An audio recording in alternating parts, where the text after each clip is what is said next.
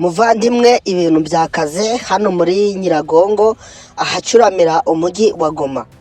Mu gitondo cya kare nibwo ibibombe binini, amasasu matoya byavuze, tugira ngo wenda hari biraza gucogora, ariko guturuka muri icyo gitondo kugeza aya masaha indwaro ntizigeze ziceceka na gatoya.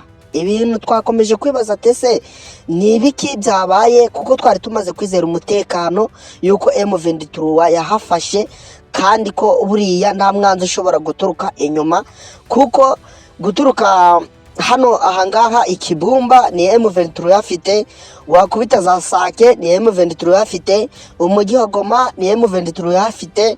Twashakishije uburyo aba basirikari baturutse hano muri Nyiragongo hejuru bakaza gusakirana na M23. Buriya ni ibintu biteye urujijo, aho n'ubu ngubu amabombe manini arimo kumvikana, amasasu matoya wagira ngo ni urubura. Ebana, ibintu byakomeje kuba rudubi kabisa. Abaturage bari bamaze kuja gusubira mu byabo, bongeye gufata utwabo barahunga, aho bamwe bagiye berekeza za Sake. Sinzi nabo bafite urujijo, bafite imbungenge zo kuvuga tese ubundi aho turi guhungira byifashe biteho, umutekano waho wifashe gute, ko twari tumaze kwizera ko ubwo M23 maze gufata ahangaha umutekano ko maze kugaruka.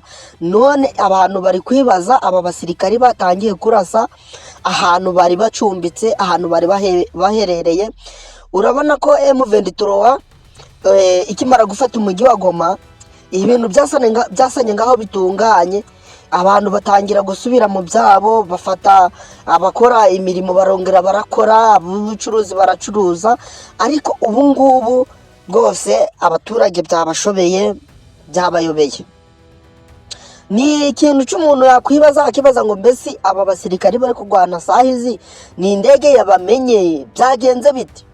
Kuko twatumaze kumva indambara igiye za Bukavu, iyo ngiyo tukavuga ati ebana ubwo M23 turi kugendera irasonika inyuma nta kibazo. Ariko ibintu byakomeje kudushobera no kutuyobera, aho aba basirikari baturutse bari gukomeza kurasana na M23.